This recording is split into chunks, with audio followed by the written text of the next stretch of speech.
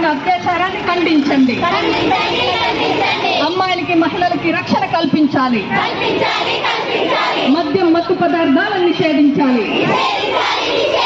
మద్యం మత్తు పదార్థాలను నిషేధించాలి. మహిళల మీద జరుగుతున్న దాడుల్ని అరికట్టాలి. జరుగుతున్న దాడుల్ని అరికట్టాలి.